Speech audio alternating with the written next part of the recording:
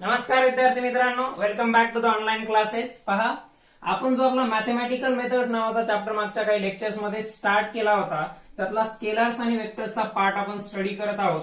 आणि त्यामध्ये last lecture मध्ये आपण स्टार्ट केलं होतं, that is the product of vectors. प्रोडक्टचा अर्थ काय होतो? आपण वेक्टरचं मल्टिप्लिकेशन याच्यामध्ये स्टडी करणार आहोत.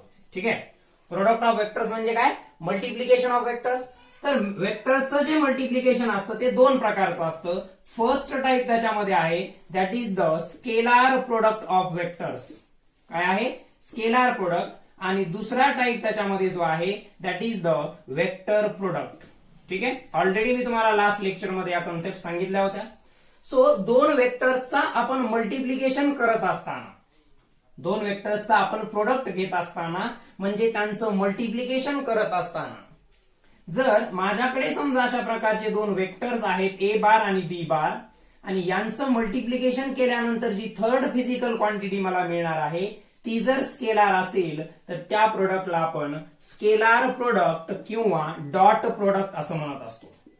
लक्षात घ्या, दोन फिजिकल क्वांटिटीज ज्या वेक्टर्स आहेत, दोन फिजिकल क्वांटिटीज ज्या वेक्टर्स आहेत त्यांचं मल्टिप्लिकेशन केल्यानंतर मिळणारी जी थर्ड फिजिकल क्वांटिटी आहे ती जर स्केलार मिळणार असेल तर त्या प्रोडक्टला आपण स्केलार प्रोडक्ट किंवा डॉट प्रोडक्ट असं म्हणत असतो.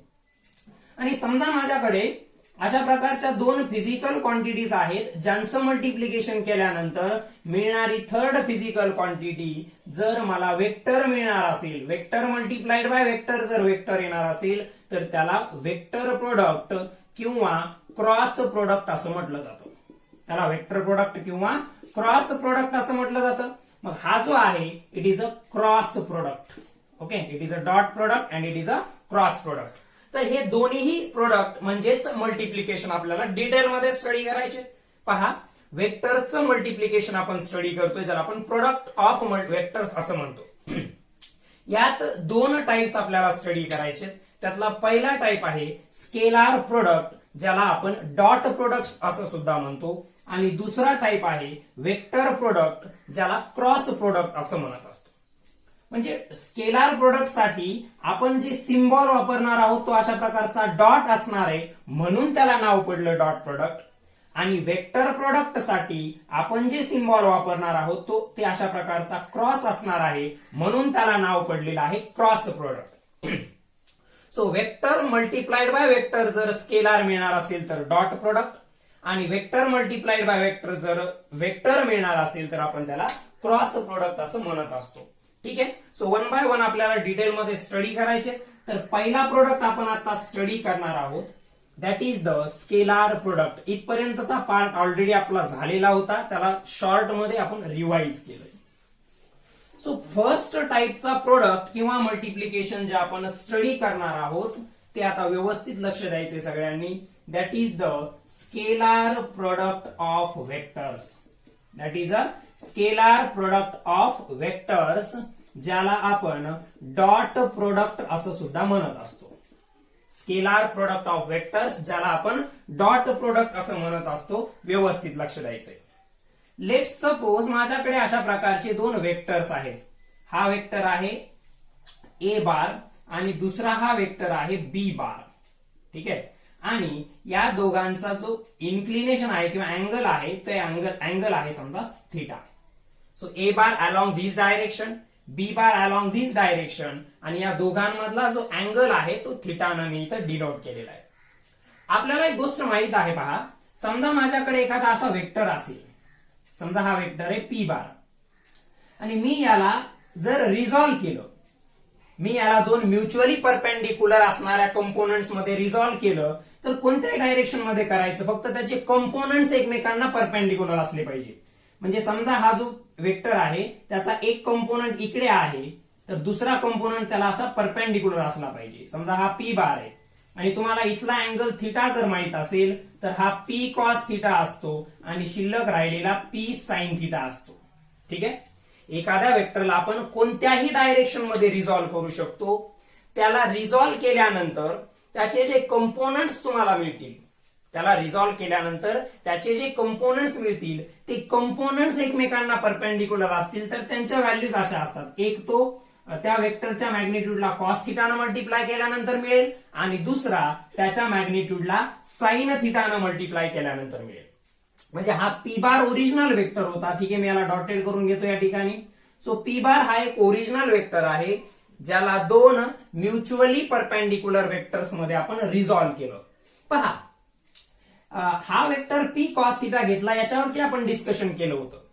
त्या गिवन वेक्टरचा, हा पी बार आपला गिवन वेक्टर आहे, त्याचा ज्या डायरेक्शन सोबतचा अँगल माहित असतो, व्यवस्थित लक्षात घ्या, दिलेल्या वेक्टरचा ज्या डायरेक्शन सोबतचा अँगल माहित असतो त्या डायरेक्शन मधला त्याचा कंपोनंट असणार आहे given vector multiplied by cos of that angle. I repeat, माझ्याकडे वेक्टर आहे एक पी बार, ज्याला मी दोन म्युच्युअली परपेंडिक्युलर, म्हणजे हे दोघं एकमेकांना कसे, त्याचे कंपोनंट पी कॉस थिटा आणि पी साइन थिटा परपेंडिक्युलर आहेत, म्हणजे त्याचे रेक्टँग्युलर कंपोनंट आहेत. दिलेल्या वेक्टरचा ज्या डायरेक्शन सोबतचा अँगल माहित असतो, दिलेल्या वेक्टरचा ज्या डायरेक्शन सोबतचा अँगल माहित असतो त्या डायरेक्शन मधला त्याचा कंपोनंट कसा घेणार, magnitude of given vector multiplied by cos of the angle. Okay, same way मध्ये आपल्याला इथं काय करायचं पहा. माझ्याकडे ए बार आणि बी बार आहेत, ए बार आणि बी बार. सो मी काय केलं, या बी बारला समजा रिझॉल्व्ह करतो.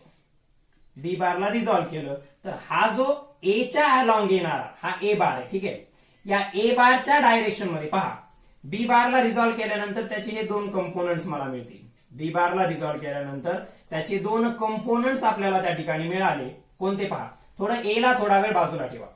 हा बी बार या डायरेक्शन मध्ये, त्याचा या डायरेक्शन सोबत म्हणजे ए च्या डायरेक्शन सोबत अँगल आहे थिटा, म्हणून त्याचा हा जो कंपोनंट असेल तो बी कॉस थिटा असेल आणि हा जो कंपोनंट असेल हा बी साइन थिटा असेल. ठीक आहे, तर सध्या आपल्याला त्याच्या या कंपोनंटचं काम नाहीये, फक्त त्याचं ए बारच्या अलॉंगचा जो कंपोनंट आहे बी कॉस थिटा. लक्षात घ्या, हा बी बार आहे, त्याचा ए च्या डायरेक्शन सोबत अँगल आहे थिटा, त्याचा ए च्या डायरेक्शन सोबत अँगल आहे थिटा. आणि आपल्याला माहितीये ज्या डायरेक्शन सोबतचा गिवन वेक्टरचा अँगल माहित असतो, ज्या डायरेक्शन सोबतचा गिवन वेक्टरचा अँगल माहित असतो त्या डायरेक्शन मध्ये त्याचा जो कंपोनंट असतो तो कसा कॅल्क्युलेट करणार, given vector multiplied by cos of that angle theta.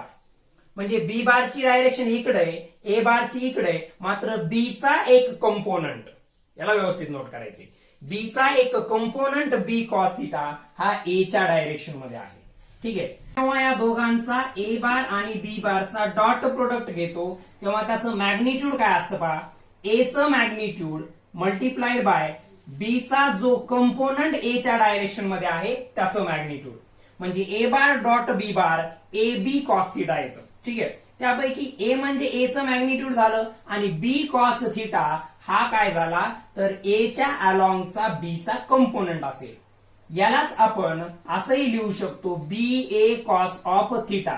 म्हणजे या स्केलार प्रोडक्टचं म्हणजेच डॉट प्रोडक्टचं मॅग्निट्यूड घेताना आपण बी वेक्टर सोबत मल्टिप्लिकेशन मध्ये ए चा बी च्या अलॉंगचा कंपोनंट घेऊ शकतो. स्केलार प्रोडक्ट बद्दल एक गोष्ट लक्षात ठेवा, ए बार डॉट बी बार आणि बी बार डॉट ए बार हे इक्वल असतात. कारण लक्षात घ्या, ए बार डॉट बी बार जर आपण घेतलं तर ते ए बी कॉस थिटा येईल आणि बी बार डॉट ए बार घेतलं तर ते बी ए कॉस ऑफ थिटा येईल. ते काय येणार आहे, बी ए कॉस ऑफ थिटा. आता हे पण मॅग्निट्यूड आहे, हे पण मॅग्निट्यूड आहे, त्यामुळे ते ए बी असेल काय किंवा बी ए असेल काय त्याच्या मॅग्निट्यूड मध्ये काही फरक पडणार नाहीये. म्हणजे इथं कारण जी थर्ड फिजिकल क्वांटिटी येणार आहे, या दोघांचं मल्टिप्लिकेशन केल्यानंतर ही जी थर्ड फिजिकल क्वांटिटी येणार आहे त्या थर्ड फिजिकल क्वांटिटीला फक्त मॅग्निट्यूड असणार आहे, डायरेक्शन नसेल. त्याला फक्त काय असणार आहे, मॅग्निट्यूड असेल, डायरेक्शन नसेल. कारण आपण कोणता प्रोडक्ट स्टडी करतोय, स्केलार प्रोडक्ट. मग स्केलार प्रोडक्ट मध्ये काय करणार पहा, माझ्याकडे समजा दोन वेक्टर्स आहेत ए बार आणि बी बार, त्यांच्यातला अँगल आहे थिटा, त्यांच्यातला अँगल आहे थिटा. तेव्हा त्यांचा जो डॉट प्रोडक्ट येतो ए बार डॉट बी बार तो इक्वल असतो ए बी कॉस थिटा किंवा बी ए कॉस थिटाच्या.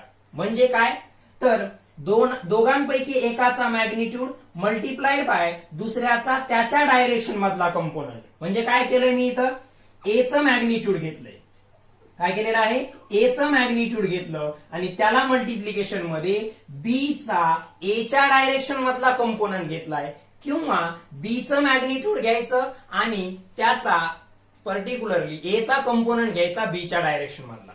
ठीक आहे, पहा परत एकदा, ए बार डॉट बी बार म्हणजे A multiplied by B cos theta किंवा B multiplied by A cos of theta अशा प्रकारचं असेल ते, ए कॉस ऑफ थिटा म्हणजे ए चं मॅग्निट्यूड मल्टिप्लाइड बाय बी चा कंपोनंट अलॉंग ए बार किंवा बी चं मॅग्निट्यूड मल्टिप्लाइड बाय ए चा कंपोनंट अलॉंग बी बार.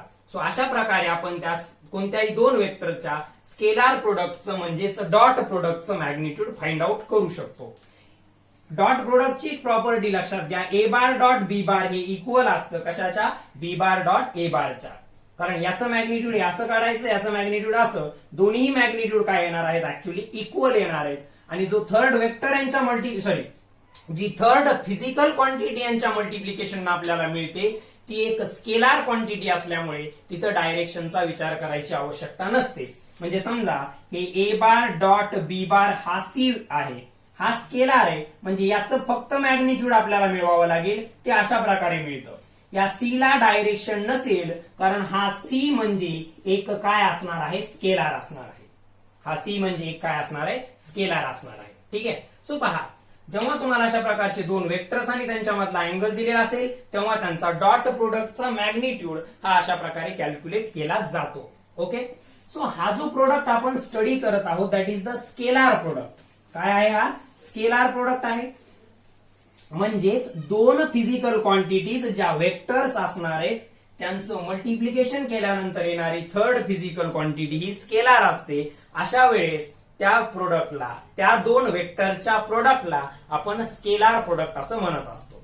ओके, सो आता लक्षात घ्या, समजा माझ्याकडे दोन वेक्टर अशा प्रकारे दिले. आता व्यवस्थित लक्षात घ्यायचे. ठीक आहे, हा पॉइंट तर लक्षात आला की ए बार डॉट बी बार जे असेल हे A B cos of theta असेल. म्हणजे एक वेक्टर आणि दुसऱ्याचा पहिल्याच्या डायरेक्शन मधला कंपोनंट काय असेल, पहिला वेक्टर मल्टिप्लाइड बाय दुसऱ्याचा पहिल्याच्या डायरेक्शन मधला कंपोनंट अँड व्हाइस वर्सा म्हणजे त्याच्या उलट सुद्धा. So A bar dot B bar is A B cos theta. आता पहा, समजा मला एक वेक्टर दिलेला आहे ए बार अशा प्रकारे. So A bar is given as, मला अशा प्रकारे दिलाय तो की A X I cap plus A Y J cap plus A Z K cap. अशा प्रकारे आपण वेक्टर फॉर्म लिहू शकतो. हे त्याचे कंपोनंट्स असतात, अलॉंग एक्स, अलॉंग वाय आणि अलॉंग झेड डायरेक्शन, हे माहिती आहे आपल्याला. मग मी बी बारला लिहिला आता, that is B X I cap plus B Y J cap plus B Z K cap, B Z K cap. तर हा ए चा वेक्टर फॉर्म झाला, हा बी चा वेक्टर फॉर्म झाला. आता यांचं मल्टिप्लिकेशन केल्यानंतर आपल्याला नेमकं कशा प्रकारचं आन्सर मिळतं किंवा व्हॅल्यू कशा प्रकारे फाइंड आउट केली जाते त्याला आपल्याला पाहायचंय. त्याच्या अगोदर एक गोष्ट लक्षात ठेवा, I cap dot i cap काय असेल, जे कॅप डॉट जे कॅप काय असेल आणि के कॅप डॉट के कॅप काय असेल, यांच्याबद्दलचं आपल्याला थोडं डिस्कशन करावं लागेल तर आपल्याला याच्याबद्दल माहिती होईल. आता लक्षात घ्या, माझ्याकडे अशा प्रकारचे तीन म्युच्युअली परपेंडिक्युलर ऍक्सिस असतात. हे तिघ एकमेकांना कसे असतात, परपेंडिक्युलर असतात अशा प्रकारे, एक्स वाय आणि झेड ऍक्सिस. ठीक आहे, सो हा समजा एक्स ऍक्सिस आहे, हा वाय ऍक्सिस आहे आणि हा झेड ऍक्सिस आहे. आता याच्या अलॉंगचा जो युनिट वेक्टर असतो त्याला आपण आय कॅपनं डिनोट करतो, याच्या अलॉंगचा युनिट वेक्टर त्याला आपण जे कॅपनं डिनोट करतो आणि याच्या अलॉंगचा जो युनिट वेक्टर असतो त्याला आपण के कॅपनं डिनोट करतो. आता व्यवस्थित लक्षात घ्या, आपल्याला माहितीये कोणतेही दोन वेक्टर आपल्याकडे असतील ए बार आणि बी बार आणि त्यांच्यातला अँगल थिटा जर आपल्याला माहित असेल तर त्यांचा dot product A B cos theta अशा प्रकारचा येतो. त्यांचा dot product A bar dot B bar याचा डॉट प्रोडक्ट आपण घेतलाय तो काय आलेला आहे, A B cos of theta. Okay, आता पुढे पहा, मग मी घेतोय आय कॅप, आय ची व्हॅल्यू मला कॅल्क्युलेट करायची, हे व्यवस्थित नोट डाऊन करा. याचं सोल्युशन जर आपल्याला अशा प्रकारे दोन वेक्टर तुम्हाला अशा त्यांच्या वेक्टर फॉर्म्स मध्ये म्हणजे त्यांच्या कंपोनंटच्या ऍडिशनच्या फॉर्म मध्ये दिलेले असतील दोन वेक्टर जर अशा प्रकारे तुम्हाला त्यांच्या कंपोनंट्सच्या ऍडिशनच्या फॉर्म मध्ये दिले असतील तर त्यांचं मल्टिप्लिकेशन करण्यासाठी तुम्हाला हे बेसिक्स अगोदर माहित असावे लागतील. कोणते? I cap dot I cap जे असेल ते काय असणार लक्षात घ्या. आय म्हणजे युनिट वेक्टर म्हणजे त्याचा मॅग्निट्यूड 1, हा एक युनिट वेक्टर आहे त्याचा मॅग्निट्यूड 1 आणि पुढे कॉस ऑफ त्यांच्यातला अँगल. आता आय तोच वेक्टर आहे म्हणजे त्याच्यासोबतचाच अँगल 0 असतो आणि कॉस 0 ची व्हॅल्यू 1 असल्यामुळे आय कॅप डॉट आय काय येईल 1 येईल. लक्षात घ्या आपण हाच रूल यूज केलाय कोणत्याही दोन वेक्टरसाठी. ए बार डॉट बी बार म्हणजे ए चा मॅग्निट्यूड आणि बी चा magnitude multiplied by cos of angle between them. मग मी जेव्हा आय कॅप आय घेतलं तर आय म्हणजे एक युनिट वेक्टर आहे म्हणून त्याचा मॅग्निट्यूड 1, हा म्हणजे सुद्धा एक युनिट वेक्टर आहे त्याचा मॅग्निट्यूड 1. आता तोच वेक्टर आहे म्हणजे त्याच डायरेक्शन सोबतचा अँगल म्हणजे 0 झाला. कॉस 0 ची व्हॅल्यू 1 म्हणजे 1 मल्टिप्लाइड बाय 1 मल्टिप्लाइड बाय 1 म्हणजे आन्सर येईल 1. सिमिलरली जे डॉट जे सुद्धा 1 येईल अँड के डॉट के सुद्धा काय येणार आहे 1 येणार आहे. व्यवस्थित लक्षात घ्या. आय डॉट आय 1 येईल, जे डॉट जे 1 येईल आणि के डॉट के 1 येईल. ते का 1 येणार आहे आन्सर त्याबद्दलचं हे डिस्क्रिप्शन आहे. याला व्यवस्थित पहिल्यांदा नोट करून घ्या. याचा यूज आपल्याला या दोघांचं मल्टिप्लिकेशन करताना करायचं आहे. माझ्याकडे 3 म्युच्युअली परपेंडिक्युलर डायरेक्शन्स आहेत एक्स वाय झेड. त्यांच्या अलॉंगचे युनिट वेक्टर मी इथे दाखवलेले आहेत. आपण आताच डॉट प्रोडक्ट मध्ये स्टडी केलं की दोन वेक्टरचा डॉट प्रोडक्टचा मॅग्निट्यूड जेव्हा आपल्याला काढायचा असतो तो अशा प्रकारचा असतो. त्यांच्यातला एक वेक्टर मल्टिप्लाइड बाय दुसऱ्याचा पहिल्याच्या अलॉंगचा मॅग्निट्यूड. ठीक आहे त्याच्या कंपोनंटचा. म्हणजे इथं पहा काय केलं. ए बार डॉटला आपण काय केलं ए चा मॅग्निट्यूड घेतला आणि पुढे बी कॉस थिटा म्हणजे बी चा ए च्या अलॉंगचा कंपोनंट घेतलाय. तर तोच रूल यूज करून आपण I cap dot I cap J cap dot जे कॅप आणि के कॅप डॉट के कॅप यांच्या व्हॅल्यूज फाइंड आउट केल्या तर त्या काय येणार आहेत 1 येणार आहेत. ओके याला नोट करायचं सगळ्यात पहिल्यांदा. आता दुसरा पॉइंट आय कॅप डॉट जे कॅप जर घेतलं मी आय डॉट जे घेतलं म्हणजे याचं मल्टिप्लिकेशन याच्यासोबत घेतलं. त्यांच्यातला अँगल किती आहे थिटा म्हणजे 90 डिग्री. आय म्हणजे एक युनिट वेक्टर आहे म्हणजे त्याचा मॅग्निट्यूड 1 इंटू जे म्हणजे एक युनिट वेक्टर आहे त्याचा magnitude 1 into 1 into I dot जे आहे. हे दोघे एकमेकांना परपेंडिक्युलर आहेत म्हणजे कॉस 90 येईल आणि कॉस 90 ची व्हॅल्यू किती येते 0 येते. कॉस 90 ची व्हॅल्यू किती येते 0 येते. ओके म्हणून हे पूर्ण काय होऊन गेलं 0. सेम वे मध्ये जे कॅप डॉट के कॅप हे काय येईल 1 इंटू 1 जे आणि के यांच्यातला सुद्धा हा अँगल किती असतो 90 डिग्री म्हणजे पुढे परत येईल कॉस 90 म्हणजे याचं सुद्धा आन्सर 0 येईल. आणि K cap dot i cap याला जरी तुम्ही सॉल्व्ह केलं तर या दोघातला सुद्धा अँगल 90 डिग्री असल्यामुळे पुढे कॉस 90 तसंच इथं सुद्धा 1 इंटू कॉस 90 येईल ज्याचं फायनल आन्सर काय येणार आहे 0 येणार आहे. So this is all about the. मग पहा आपण ऑलरेडी स्टडी केले ए बार डॉट बी बार हे बी बार डॉट ए बारच्याच इक्वल असतं कारण डॉट प्रोडक्ट मध्ये मिळणारी तिसरी फिजिकल क्वांटिटी स्केलार असल्यामुळे त्याला फक्त मॅग्निट्यूड असतो. त्यामुळे डायरेक्शनचा विचार करायची आवश्यकता नाही आणि दोघांचं मॅग्निट्यूड सेम असतं ए बार डॉट बी बार आणि बी बार डॉट ए बारचं. ओके सो पहा म्हणजे आय जे कशाचे इक्वल असणार आहे जे आयच्या. ठीक आहे म्हणजे ते पण 0 असेल. जे डॉट के हे सुद्धा के डॉट जे च्या इक्वल असेल म्हणजे त्याचंही मॅग्निट्यूड 0 आणि के डॉट आय म्हणजेच आय डॉट के पण त्याच्या इक्वलच असेल त्याचंही मॅग्निट्यूड 0 असेल. म्हणजे काय पहा in scalar product I dot I ची व्हॅल्यू 1 येते, जे डॉट जे ची व्हॅल्यू सुद्धा 1 येते, के डॉट के ची व्हॅल्यू सुद्धा 1 येते.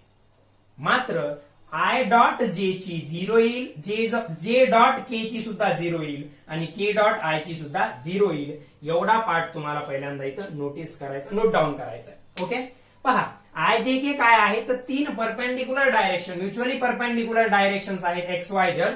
त्यांच्या अलॉंगचे युनिट वेक्टर्स आहेत. काय आहेत त्यांच्या अलॉंगचे युनिट वेक्टर्स आहेत. त्याचं आपण मल्टिप्लिकेशन या ठिकाणी फाइंड आउट केलेलं आहे. Okay so this is the concept. आता याचं मल्टिप्लिकेशन करण्यासाठी तुम्हाला हे माहित असणं आवश्यक होतं. परत याला सुद्धा व्यवस्थित नोट डाऊन करा. मग आता जर आपल्याला दोन वेक्टर्स ए बार आणि बी बार अगोदर डायरेक्टली समजा त्यांचे जर मॅग्निट्यूड दिले असते इथं पहा समजा तुम्हाला ए चा डायरेक्ट मॅग्निट्यूड माहिती आहे, बी चा डायरेक्ट मॅग्निट्यूड माहिती आहे, तर ए बार डॉट बी बार अशा प्रकारे फाइंड आउट करणार. मात्र जर तुम्हाला दोन वेक्टर्स अशा प्रकारे दिले असतील त्यांच्या कंपोनंटच्या ऍडिशनच्या फॉर्म मध्ये, कशा प्रकारे दिले दोन वेक्टर त्यांच्या कंपोनंटची ऍडिशन, म्हणजे पहा ए बार हा त्याचा एक्स कंपोनंट, वाय कंपोनंट आणि झेड कंपोनंटच्या ऍडिशनच्या फॉर्म मध्ये दिलाय आणि बी बार सुद्धा त्याचा एक्स कंपोनंट, वाय कंपोनंट आणि झेड कंपोनंट यांच्या ऍडिशनच्या फॉर्म मध्ये दिलाय. मग आता इथं आपल्याला फाइंड आउट करायचंय A bar dot B bar. So directly त्यांच्या व्हॅल्यूज ठेवायच्यात आणि मल्टिप्लिकेशन करायचं आपल्या जनरल रूल नुसार आणि वेक्टरचे रूल जिथं ऍप्लिकेबल आहेत तिथं अप्लाय करायचे. मग ए बारच्या जागी मी लिहिणार A X I cap plus A Y J cap plus A Z K cap dot B bar, म्हणजे B X I cap plus B Y J cap plus B Z K cap.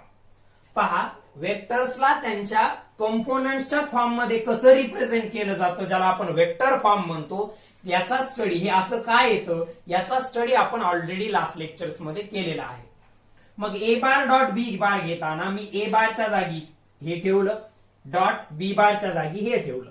मग आता काय करणार, first bracket मधल्या प्रत्येक टर्मनं second ब्रॅकेटच्या प्रत्येक टर्मला काय करावं लागेल, मल्टिप्लाय करावं लागेल. फर्स्ट ब्रॅकेट मधल्या प्रत्येक टर्मनं सेकंड ब्रॅकेट मधल्या प्रत्येक टर्मला काय करावं लागेल, मल्टिप्लाय करावं लागेल. सो हे कशा प्रकारे पहा, इट इज इक्वल्स टू. ठीक आहे, आता थोडं इकडनं लिहायला स्टार्ट करतो मी. म्हणजे पहिल्यांदा आपण काय करणार, ए एक्स आय कॅपनं या पूर्ण ब्रॅकेटला मल्टिप्लाय करणार, B X I cap plus B Y J cap plus B Z K cap. कोणी मल्टिप्लाय केलं, ए एक्स आय कॅपनं. परत आता ए वाय जे कॅप त्यानं मल्टिप्लाय करायचं या पूर्ण ब्रॅकेटला B X I cap plus B Y J cap plus B Z K cap plus आता कोणी मल्टिप्लाय करणार, यानं A Z K cap equal into B X I cap plus B Y J cap plus B Z K cap. काय केलं पहा, ए bar dot B बार लिहिलं, ए बारच्या जागी या हे वेक्टर फॉर्म लिहिला त्याचा, बी बारच्या जागी हा त्याचा वेक्टर फॉर्म लिहिला. त्यानंतर फर्स्ट ब्रॅकेट मधल्या प्रत्येक टर्म, हे आपण ऑलरेडी मॅथमॅटिक्स मध्ये करत आलेलो आहोत, फर्स्ट ब्रॅकेट मधल्या प्रत्येक टर्मनं सेकंड ब्रॅकेटच्या प्रत्येक टर्मला मल्टिप्लाय करावं लागेल. म्हणजे ए एक्स आय कॅपनं या ब्रॅकेटला मल्टिप्लाय करावं लागेल, ए वाय जे कॅपनं त्या ब्रॅकेटला मल्टिप्लाय करावं लागेल आणि ए झेड के कॅपनं सुद्धा त्या ब्रॅकेटला मल्टिप्लाय करावं लागेल. ठीक आहे, so finally will be equals to. आता पहा, हे x B x into i cap dot I cap, हे पहा x B x into i cap dot I cap याचं याच्यासोबत मल्टिप्लिकेशन प्लस आता याचं याच्यासोबत x b y i cap dot जे कॅप.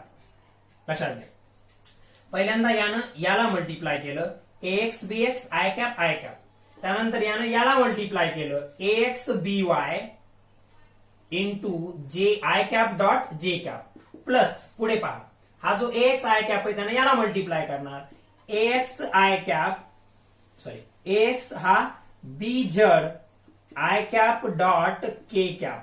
ठीक आहे, हे झालं याचं सोल्युशन. सिमिलरली तुम्ही जर पुढे सॉल्व्ह केलं तर हे अशा प्रकारचे येईल, यानं याला काहीच नाही करायचंय, सिम्पली मल्टिप्लिकेशन करतो मी यानं प्रत्येक ब्रॅकेट मधल्या प्रत्येक टर्मला. सो हा येईल A Y B X J cap dot I cap plus त्यानंतर A Y B Y J cap dot जे कॅप, यानं इथपर्यंत आलं. आता यानं इकडे मल्टिप्लाय करणार प्लस ए Y B Z J cap dot के कॅप. ठीक आहे, आता शेवटचा ब्रॅकेट राहिलाय, व्यवस्थित लक्षात घ्या, यानं प्रत्येक टर्मला मल्टिप्लाय करणार. So a Z b X I cap dot K cap dot I cap plus A Z b y k cap dot जे cap plus A Z B Z K cap dot K cap. आता व्यवस्थित लक्षात घ्या, काय केलं, यानं या bracket मधल्या प्रत्येक टर्मला मल्टिप्लाय केल्यानंतर आपल्याला एवढा पार्ट मिळाला. त्यानंतर यानं प्रत्येक टर्मला मल्टिप्लाय केल्यानंतर हा इथपर्यंतचा पार्ट मिळाला आणि यानं या प्रत्येक टर्मला मल्टिप्लाय केल्यानंतर हा पार्ट मिळालाय. व्यवस्थित स्वतः मल्टिप्लिकेशन करून पाहायचे. आता याला जर तुम्ही व्यवस्थित ऑब्झर्व केलं तर आपल्याला माहितीये आय डॉट जे याची व्हॅल्यू 0 येणार आहे, आय डॉट के याची व्हॅल्यू 0 येणार आहे, जे डॉट आय याचीही व्हॅल्यू 0 येते, त्यानंतर जे डॉट के ची व्हॅल्यू 0, के डॉट आय ची व्हॅल्यू 0 आणि के डॉट जे ची व्हॅल्यू 0. म्हणजे आयचं जे सोबत, जेचं के सोबत, केचं आय सोबत, आयचं के सोबत यांचं सगळ्यांचं मल्टिप्लिकेशन 0 येतं, जे ऑलरेडी आपण पाहिलंय. म्हणजे ही टर्म 0 होऊन जाईल, ही टर्म 0 होऊन जाईल, ही सुद्धा टर्म 0 होऊन जाईल, ही सुद्धा टर्म 0 होऊन जाईल, ही टर्म 0 होऊन जाईल आणि ही टर्म सुद्धा 0 होऊन जाईल. म्हणजे शिल्लक काय राहील फक्त ax bx I cap I cap, त्यानंतर ay by जे कॅप जे कॅप आणि az bz के कॅप के कॅप एवढंच शिल्लक राहील. कारण आय जे, जे के, जे आय, जे के, के आय आणि के जे या ज्या टर्म्स प्रेझेंट असणारे टर्म्स आहेत ते काय होणार 0 होणार. ठीक आहे, याला पहिल्यांदा व्यवस्थित नोट डाऊन करा, त्याला कंटिन्यू करतोय आपण पुढे. ओके, याला व्यवस्थित नोट डाऊन करायचं. पुढची स्टेप लगेच आपण कंटिन्यू करतोय. तुम्हाला याच्या अगोदर आपण जे घेतलं आताच की पर्टिक्युलरली आपण मल्टिप्लिकेशन करताना I dot आयचं, J dot जेचं, K dot केचं आणि त्यांचं आय जे के यांचं एकमेकांसोबतचं त्याच्या व्हॅल्यूज आपण आताच पाहिल्या. त्या कशा होत्या परत एकदा इथे लिहितोय. I dot I 1, J dot J सुद्धा 1, के डॉट के हे सुद्धा 1 असतं. ठीक आहे, हेच आपण तिथं पुट केलं होतं. त्यानंतर i dot j equals to असतं जे डॉट आय हे 0 असतं. त्यानंतर जे डॉट के हे इक्वल्स टू असतं के डॉट जे हे सुद्धा 0 असतं. ठीक आहे, त्यानंतर के डॉट आय हे इक्वल असतं आय डॉट के च्या आणि हे सुद्धा 0 असतं. यांचा आपण यूज केल्यानंतर आपण जे फायनल कन्क्लुजनला पोहोचलो तिथं या व्हॅल्यूज पुट केल्यानंतर आपल्याला आन्सर मिळेल ax bx I cap dot I cap plus ay by जे कॅप डॉट जे कॅप प्लस az bz के कॅप डॉट के कॅप. मात्र याची व्हॅल्यू 1 आहे, याची व्हॅल्यू 1 आहे, याची व्हॅल्यू सुद्धा 1 आहे. म्हणजे मिळेल a bar dot b bar equals to ax bx plus ay by plus az bz. So this is the cross product of a bar and b bar. So a bar आणि b बारचा cross product आपण अशा प्रकारे find out करू शकतो. ठीक आहे, so व्यवस्थित लक्षात घ्या. काय आलं फायनली आपल्याकडं या दोघांचा डॉट प्रोडक्ट घेताना ax न bx ला मल्टिप्लाय करायचं, ay न by ला मल्टिप्लाय करायचं आणि az न bz ला मल्टिप्लाय करायचं. तुम्हाला त्यांच्या क्रॉस प्रोडक्टचं मॅग्निट्यूड मिळेल. तुम्हाला त्यांच्या क्रॉस प्रोडक्टचं मॅग्निट्यूड मिळेल.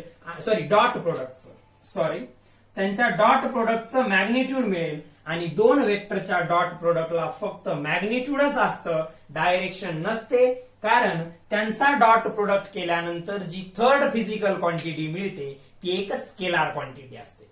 ठीक आहे, तर पहा आपल्याकडे दोन फॉर्म्युले आले डॉट प्रोडक्टचे. हा एक आला ए बार डॉट बी बार म्हणजे ax bx plus ay by plus az bz. X कंपोनंटचं मल्टिप्लिकेशन म्हणजे मॅग्निट्यूडचं, वाय कंपोनंटच्या मॅग्निट्यूडचं मल्टिप्लिकेशन आणि झेड कंपोनंटच्या मॅग्निट्यूडचं मल्टिप्लिकेशन. एक्स कंपोनंटचे मॅग्निट्यूड मल्टिप्लाय केले, वाय कंपोनंटचे मॅग्निट्यूड मल्टिप्लाय केले आणि त्यांच्या झेड कंपोनंटचे मॅग्निट्यूड मल्टिप्लाय केले आणि त्या सगळ्यांची ऍडिशन. हे कसं आलं त्याचं डिटेल डेरिव्हेशन आपण पाहिलेलं आहे. ठीक आहे, तर याला व्यवस्थित नोटबुक मध्ये नोट डाऊन करायचंय. हे पहा, त्याच वेक्टरचं, त्याच युनिट वेक्टरचं त्याच्या स्वतःसोबतचं मल्टिप्लिकेशन केलं तर व्हॅल्यूज 1 येतील, हे लक्षात ठेवायला सोपं. आणि त्याचं दुसऱ्या कोणासोबतही केलं, आयचं जे किंवा के सोबत कोणासोबतही करा, आन्सर 0 येणार आहे. तेच आपण इकडे पुट केलं होतं. सो व्यवस्थित याला पहिल्यांदा नोट डाऊन करून घ्यायचं व्हिडिओ पॉज करून. आता आपण थोडे 1-2 एक्झाम्पल्स याचे घेऊयात जेणेकरून तुमच्या नेमकं इथं केलं काय जातं त्याच्याबद्दलचं डिस्कशन करता येईल आपलं. पहा, माझ्याकडे आता 2 वेगवेगळ्या प्रकारचे फॉर्म्युले आले. कोणत्या 2 प्रकारचे? जर मला ए आणि बी चं डायरेक्ट मॅग्निट्यूड माहित असेल, ए आणि बी चं जर डायरेक्ट मॅग्निट्यूड माहित असेल तर ए बार डॉट बी बार हा ए बी कॉस थिटा असतो. जिथं ए म्हणजे ए बारचं मॅग्निट्यूड आणि बी म्हणजे बी बारचं मॅग्निट्यूड आहे. परंतु मला जर अशा प्रकारे ए बार त्याच्या वेक्टर फॉर्म मध्ये X I cap plus A Y J cap plus A Z K cap असं माहित असेल आणि बी बार जर त्याच्या कंपोनंटच्या फॉर्म मध्ये B X I cap B Y J cap आणि बी झेड के कॅप अशा प्रकारे माहित असेल तर यांचा डॉट प्रोडक्ट मी जेव्हा घेतो ए बार डॉट बी बार तेव्हा तो काय मिळतो मला. So I get it is equals to a x B x plus A Y B Y plus A Z B z अशा प्रकारचं त्याचं मल्टिप्लिकेशन मला मिळत असतं. ओके, म्हणजे हा सुद्धा ए बार डॉट बी बार आहे आणि हा सुद्धा ए बार डॉट बी बार आहे. या दोघांना जर कंबाईन केलं, मी समजा याला इक्वेशन नंबर 1 म्हटलं, याला इक्वेशन नंबर 2 म्हटलं, तर मला काय मिळेल, हे A B cos of theta हे इक्वल असेल, कारण हा ए बार डॉट बी बार आहे आणि हा सुद्धा ए बार डॉट बी बार, म्हणजे याची लेफ्ट हँड साइड आणि याची लेफ्ट हँड साइड सेम असल्यामुळे आपण त्यांच्या राईट हँड साइड इक्वेट करू शकतो. ए बी कॉस थिटा हे असेल A x B x plus A Y B Y plus A Z B Z. ठीक आहे, आता लक्षात घ्या, ए चा मॅग्निट्यूड बी चा मॅग्निट्यूड दोघांच्या अँगलचा कॉस आणि इथं त्यांच्या कंपोनंटचं मल्टिप्लिकेशन. याच्यात तुम्हाला जर काहीही एक अननोन दिलेला असेल तर तुम्ही बाकीचं फाइंड आउट करू शकता. So a B cos theta equals to a x B x plus A Y B Y plus A Z B Z हे आपलं फायनल आन्सर आलेलं आहे जेव्हा तुम्हाला हा थिटा कॅल्क्युलेट करायचा असेल तेव्हा. ठीक आहे, सो थिटा तुम्ही अशा प्रकारे कॅल्क्युलेट करू शकता. या ए च्या आणि बी च्या मॅग्निट्यूडनं तुम्हाला इकडे काय करावं लागेल, डिवाइड करावं लागेल. ठीक आहे, सो याला व्यवस्थित नोट करा. मी एक एक्झाम्पल घेतो, मग आपल्याला ते लक्षात येईल ऍक्च्युली काय करायचं आहे. ठीक आहे, सो लेट सपोज मला 2 वेक्टर्स दिलेत आणि त्या दोघांमधलं त्या दोघांमधला अँगल विचारलाय. त्या दोघांमधला काय विचारला, अँगल विचारलाय. मग कशा प्रकारे लक्षात येईल, मग समजा माझ्याकडे एक वेक्टर दिलेला आहे त्यांनी A bar equals to 3i cap plus 4j cap plus 5k cap. ठीक आहे, थोडं व्हॅल्यूज लहान घेऊयात जेणेकरून आपलं कॅल्क्युलेशन सिंपल होऊन जाईल. 2, 3 आणि हे नुसतं के कॅप म्हणजे 1 आणि दुसरा वेक्टर दिलेला आहे b bar equals to minus 3i cap plus 2j cap minus k cap. हा असा ए बार दिलाय आणि असा बी बार दिलाय आणि मला विचारलंय या दोघांमध्ये अँगल काय असेल, या दोघांमध्ये अँगल काय असेल.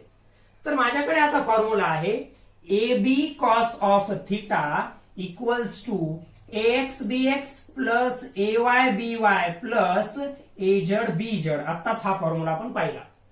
मग मला जर ए चं मॅग्निट्यूड बी चं मॅग्निट्यूड आणि त्यांचे कंपोनंट्स तर ऑलरेडी गिव्हन आहे, एवढं सगळं माहित असेल तर काय कॅल्क्युलेट करू शकतो आपण, कॉस थिटा.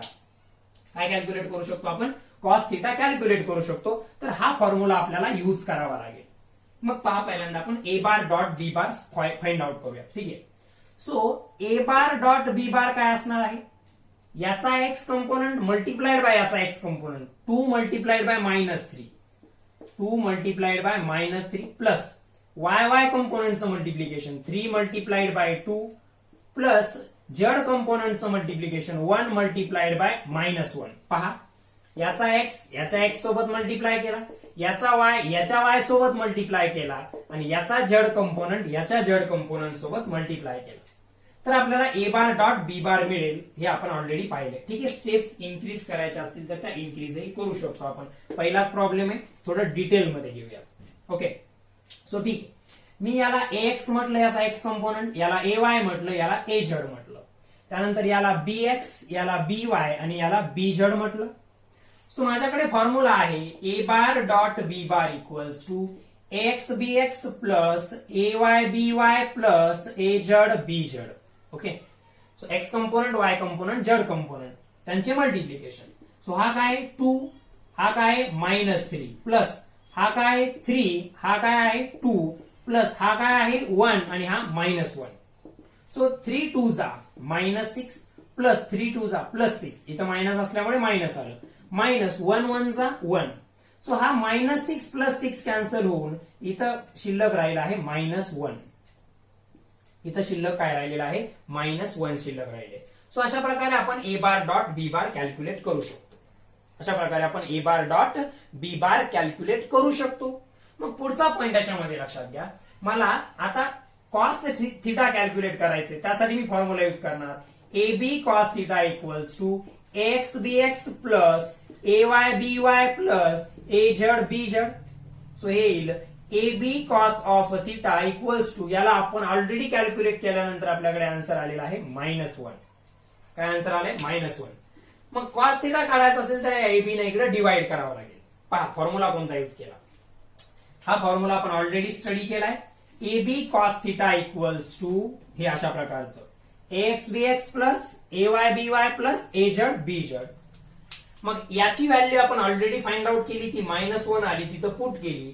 आता a B cos theta equals to -1 इथपर्यंत आपण पोहोचलेलो आहोत. A B cos theta equals to -1 पर्यंत आपण पोहोचलेलो आहोत. हे इथपर्यंत पहिल्यांदा नोट डाऊन करून घ्या. A B cos theta equals to -1. ठीक आहे.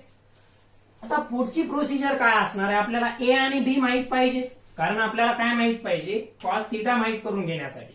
कारण आपण कुठपर्यंत पोहोचलो, तर आपला फायनली आता आन्सर जे आलंय इथं आपण रब केलं होतं ते आलंय a B cos of theta equals to -1. A म्हणजे ए बारचा मॅग्निट्यूड, बी म्हणजे बी बारचा मॅग्निट्यूड, ते सेपरेटली कॅल्क्युलेट करूया. सो ए चा मॅग्निट्यूड काय असेल, रूट मध्ये आपण हे ऑलरेडी केलंय, त्याच्या कंपोनंटचे स्क्वेअर्स घ्यायचे. 2 चा स्क्वेअर प्लस 3 चा स्क्वेअर प्लस 1 चा स्क्वेअर म्हणजे ए येईल त्याचा मॅग्निट्यूड. 2 चा स्क्वेअर 4, 3 चा 9, 1 चा square 1. So a equals to येईल 9 प्लस 1 10 प्लस 4 14. 2 चा स्क्वेअर 4, 3 चा स्क्वेअर 9 आणि 1 चा स्क्वेअर 1. सेम वे मध्ये बी जर तुम्ही कॅल्क्युलेट केलं तर काय, बी चा हा -3 चा स्क्वेअर प्लस 2 चा स्क्वेअर प्लस -1 चा square. So b will be equals to root मध्ये -3 चा स्क्वेअर प्लस 9, 2 चा स्क्वेअर 4 आणि -1 चा square plus 1. So 9 plus 1 10 plus हे झालं रूट 14. काय झालं, रूट 14. सो व्हॅल्यूज पुट करायच्या. ए ची व्हॅल्यू किती आली, रूट 14 डॉट बी ची व्हॅल्यू किती आली, रूट 14च into cos of theta equals to -1. ठीक आहे. सो रूट 14 इंटू रूट 14 किती आलं, 14 cos of theta equals to -1. So cos theta equals to -1/14. So theta equals to cos inverse of -1/14. हे त्याचं फायनल आन्सर असेल. याला इथपर्यंतच सॉल्व्ह करायचं असतं. ठीक आहे, पुढची काही आवश्यकता नाहीये.